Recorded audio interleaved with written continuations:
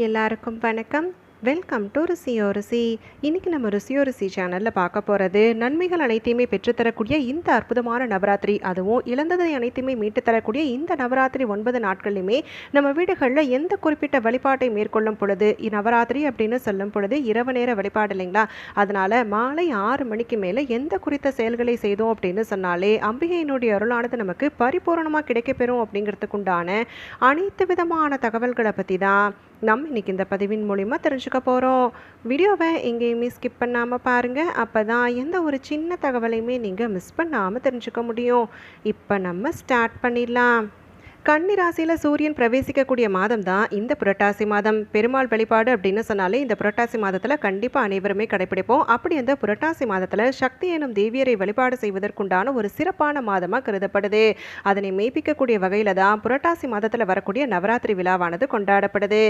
ஆக்கல், காத்தல், அழித்தல் இப்படி முத்தொழிலுக்கும் மூல காரணமாக விளங்கக்கூடிய தெய்வங்களான சிவன், பிரம்மா, விஷ்ணு இப்படி இவர்களுடைய துணைவியரான துர்க்கை, சரஸ்வதி, லக்ஷ்மி ஆகிய தெய்வங்களுக்குண்டான வழிபாடு செய்யும் பொழுது கண்டிப்பாக அனைத்து விதமான பிரச்சனைகளும் அகலும், நல்ல ஒரு வாழ்க்கையில வெற்றி வாய்ப்புகள் பெருகுவதற்குண்டான அருள் கிடைக்கப்பெறும். சிவனுக்கு உகந்தது அப்படின்னு சொல்லும் பொழுது சிவராத்திரி சொல்லுவோம். அதே மாதிரி அம்பிகைக்கு கொண்டாடப்படக்கூடிய முக்கியமான விழாக்கள்ல ஒன்று தான் இந்த நவராத்திரி. நவம் அப்படின்னு சொல்லும் பொழுது 9, ராத்திரி அப்படின்னு சொல்லும் பொழுது இரவு. 9 இரவுகள் அம்பிகையை கொண்டாடி விரதமிருந்து வழிபாடு செய்யும் பொழுது கண்டிப்பா வீடுகளில் பொன் பொருள் சேர்க்கையானது ஏற்படும் அப்படின்னு சொல்லி சாஸ்திரங்களில் குறிப்பிடப்பட்டிருக்கு. அப்படி அந்த 9 நாட்களும் கொண்டாடக்கூடிய இந்த நவராத்திரி விழா நமக்கு இன்றைய தினம் தொடங்குது.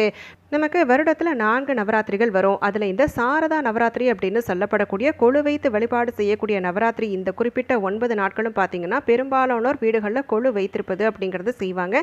நேற்றைய தினமே கொழு வைத்திருக்கக்கூடியவங்க வைத்து அனைத்தையுமே தயார்படுத்தியிருப்பாங்க. இன்றைய தினம் பார்த்தீங்க அப்படின்னு சொன்னால் வழிபாடுகள் தொடங்குவது அப்படிங்கிறத செய்வாங்க. இப்போ நான் சொல்லக்கூடிய விஷயங்கள் அனைத்துமே கொழு வைத்திருக்கக்கூடியவர்களுக்கும் பொருந்தும், கொழு வைக்காதவர்களுக்கும் பொருந்தும். அதனால் கொழு வைக்கல, அதனால் இந்த நவராத்திரிக்குண்டான பூஜை பலன் எதுவும் கிடைக்காது அப்படின்னு சொல்லி நினைக்க வேண்டாம். கொழு வைக்காவிட்டாலும் பரவாயில்ல, ஆனால் நான் சொல்லக்கூடிய விஷயங்களை கடைபிடித்து அம்பிகையினுடைய அருளை பரிபூர்ணமாக பெறுவதற்குண்டான முயற்சியில் ஈடுபடுங்க. இப்போ நவராத்திரி முதல் நாள்லேயே பார்த்தீங்கன்னா இல்லங்கள்லையும் சரி ஆலயங்கள்லையும் சரி கொழு வைப்பது அப்படிங்கிறத செய்வாங்க. நவராத்திரியினுடைய கடைசி 3 நாட்கள், அதாவது இந்த அஷ்டமி, நவமி, தசமி, துர்காஷ்டமி, சரஸ்வதி பூஜை, விஜயதசமி, இப்படி இந்த விஜயதசமி நிறைவடையக்கூடிய நாளின் பொழுது தான் நவராத்திரி விழாவும் நிறைவு பெறும்.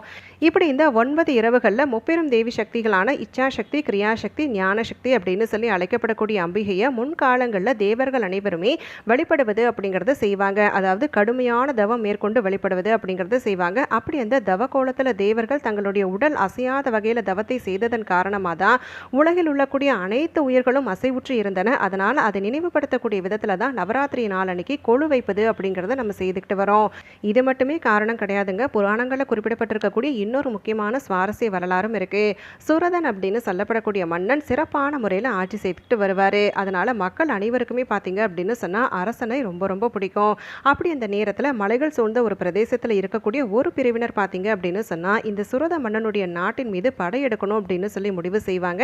அப்படி அவங்க முடிவு செஞ்சுட்டா மட்டும் நாட்டை கைப்பற்றிட முடியுமா அப்படின்னு சொல்லி கேட்டால் கிடையாது. ஏன்னா ஒரு மன்னன் அப்படின்னு சொல்லும் பொழுது நல்ல வீரனாகவும் இருப்பாங்க, போர் திறமை மிக்கவராகவும் இருப்பாங்க. ஆனால் இந்த போரில் மன்னன் தோல்வி அடைவார். எதனால் அப்படின்னு பார்த்தீங்கன்னா சூழ்ச்சியின் காரணமாக அந்த போரில் தோல்வி அடைவார். தன்னுடைய மந்திரிகளே தனக்கு எதிராக சூழ்ச்சி செய்ததன் காரணமாக நாட்டை விட்டு காட்டிற்கு வெளியேறி போயிடுவார். காட்டில் தவம் செய்திருக்கக்கூடிய சுமதேஸ் அப்படின்னு சொல்லப்படக்கூடிய ஒரு முனிவரை சந்தித்து அவர்கிட்ட தன்னுடைய நிலை அனைத்தையுமே சொல்லி வருத்தப்படுவார். அப்படி அந்த மகரிஷி சில நாட்கள் நீ இங்கேயே தங்கியிரு அப்படின்னு சொல்லிடுவார். மன்னனும் பார்த்தீங்கன்னா காட்டில் தங்கியிருந்து அவரால் முடிஞ்ச உதவிகள் அனைத்தையுமே மகரிஷிக்கு செய்து கொடுப்பாரு. அப்போ அந்த நேரத்தில் அந்த காட்டுக்கு சமாதி அப்படின்னு சொல்லப்படக்கூடிய வியாபாரியும் வந்து சேர்வார். அப்போ அந்த வியாபாரி மகரிஷி கிட்ட நான் நல்ல முறையில் வியாபாரம் செய்து உறவினர்களோடு ரொம்பவுமே மகிழ்ச்சியாக தான் இருந்தேன். ஆனால் என்னை சேர்ந்த ஒரு சிலரே, அதாவது என்னை சுற்றி இருக்கக்கூடியவங்களே எனக்கு சூழ்ச்சி செய்ததால் நான் ஈட்டின செல்வம் எல்லாத்தையுமே இழந்துட்டேன். என்னுடைய மனைவி பிள்ளைகளும் என்னை மதிக்காமல் என்னை விட்டுட்டு போயிட்டாங்க அப்படின்னு சொல்லி ரொம்பவுமே வருத்தத்தோடு சொல்லுவார். இப்போ இருவருடைய நிலையும் பார்த்தீங்கன்னா ஒரே மாதிரி தான் இருக்குது. சூழ்ச்சியால் காட்டுக்கு வந்திருப்பாங்க. இப்போ மகரிஷி சொல்லக்கூடிய உபதேசம் என்ன அப்படின்னு பார்த்தீங்கன்னா தேவியினுடைய மந்திரத்தை இந்த நவராத்திரி 9 நாட்களுமே கண்டிப்பாக நீங்கள் சொல்லி வழிபாடு மேற்கொள்ளும் பொழுது கட்டாயமாக உங்களுடைய கஷ்டங்கள் அனைத்துமே தீரும் அப்படின்னு சொல்லுவார். இப்போ அரசனும் வியாபாரியும் பார்த்தீங்க அப்படின்னு சொன்னால் சொன்ன மாதிரியே வழிபாடு எல்லாமே மேற்கொள்வாங்க. இப்போ இருவருக்குமே பார்த்தீங்க அப்படின்னு சொன்னால் அம்பிகை தோன்றி என்ன வரம் வேணும் அப்படின்னு சொல்லி கேட்கும் பொழுது இப்போ இவங்களுக்கு ஏற்பட்ட எல்லா நிலையுமே சொல்லுவாங்க. அப்போ அரசனுக்கு பார்த்தீங்கன்னா இழந்த ராஜ்யத்தை அடைவாய் அப்படின்னு சொல்லிட்டு வரம் தருவாங்க. அதே மாதிரி வியாபாரிக்கு பார்த்தீங்க அப்படின்னா நீ இழந்த செல்வத்தை மீட்டுக் கொள்வதற்குண்டான வழி பிறக்கும் அப்படின்னு சொல்லிட்டு வரம் கொடுத்துருவாங்க. இப்போ இருவரும் பார்த்தீங்க அப்படின்னு சொன்னால் அவர்களுடைய நிலை மாறி மறுபடியும் பார்த்தீங்க அப்படின்னு சொன்னால் நல்ல ஒரு செல்வந்தர் யோகத்தை அடைவாங்க. இப்படி அரசன் தான் இழந்த நாட்டையும் அந்த வியாபாரி தான் இழந்த செல்வத்தையும் மீட்டுக்கொள்வதற்குண்டான அருளை பெற்ற இந்த குறிப்பிட்ட விரதத்தை தான் நவராத்திரி விரதம் அப்படின்னு சொல்லுவாங்க.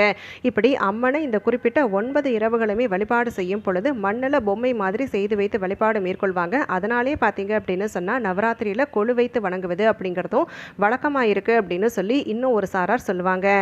இப்போ நம்ம ஓரளவுக்கு நவராத்திரியினுடைய முக்கியத்துவம், நவராத்திரி நாட்களில் வழிபாடு மேற்கொள்வதால் கிடைக்கக்கூடிய அளவில்லா பலன்கள் என்ன அப்படிங்கிறத பார்த்து தெரிஞ்சுக்கிட்டோம் இல்லைங்களா? இப்படி இந்த சிறப்பம்சம் வாய்ந்த இந்த நவராத்திரி நமக்கு இன்றைய தினம் தொடங்குது அப்படிங்கிறதால கொலு வைத்தவர்களும் சரி வலிக்காதவர்களும் சரி இப்போ நான் சொல்லக்கூடிய விஷயங்களை கண்டிப்பாக கடைபிடிங்க. முப்பெரும் தேவியை வழிபாடு செய்வதற்கு வருடத்தில் ஒரு முறை வரக்கூடிய இந்த நவராத்திரி விழா அப்படிங்கிறது நமக்கு கிடைத்திருக்கக்கூடிய ஒரு அற்புதமான வாய்ப்பு. இதில் வரக்கூடிய முதல் 3 நாட்கள் துர்கை அன்னைக்கும், அடுத்த 3 நாட்கள் லக்ஷ்மி தேவி தாயாருக்கும், கடைசியாக இருக்கக்கூடிய 3 நாட்கள் சரஸ்வதி தேவி தாயாருக்கும் வணங்கி வழிபாடு மேற்கொள்வது அப்படிங்கிறது வழக்கமாக இருக்குது.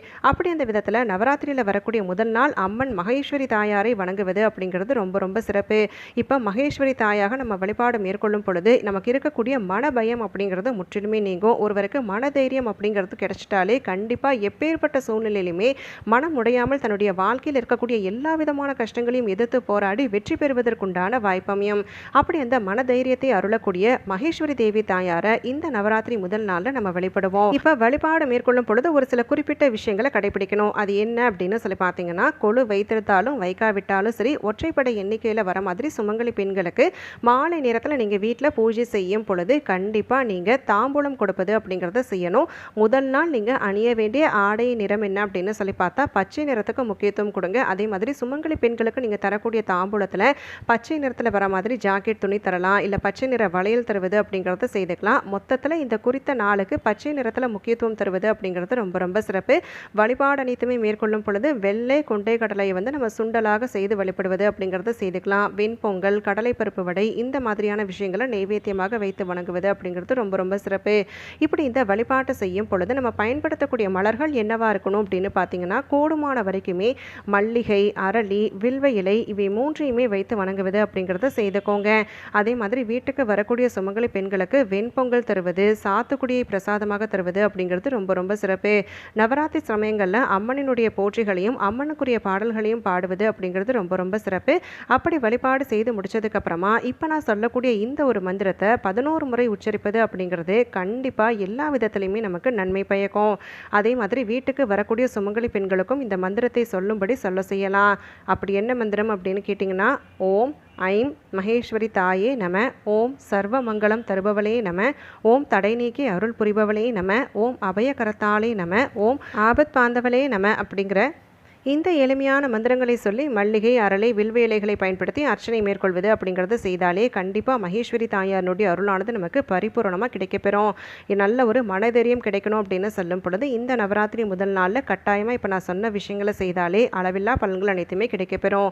இப்போ நம்ம இந்த பதிவின் மூலயமா நவராத்திரி நாட்களில் வழிபாடு மேற்கொள்வதால் கிடைக்கக்கூடிய அளவில்லா பலன்கள் என்ன, அது மட்டும் இல்லாமல் இந்த குறித்த நவராத்திரி முதல் நாள் மேற்கொள்ள வேண்டிய ஒரு சில முக்கியமான விஷயங்கள் என்ன அப்படிங்கிறதுக்குண்டான அனைத்து விதமான தகவல்கள் எல்லாமே தெரிஞ்சுக்கிட்டோம். இப்படி இந்த பதிவின் மூலிமா நீங்கள் தெரிஞ்சுக்கிட்ட விஷயங்கள் அனைத்தையுமே முறையாக கடைபிடித்து எல்லா விதமான நற்பலன்களையும் பெற்று சிறப்பான வாழ்க்கை வாழணும் அப்படின்னு சொல்லி நானும் உங்களுக்காக மனதார வேண்டிக்கிறேன். நன்றி, வணக்கம்.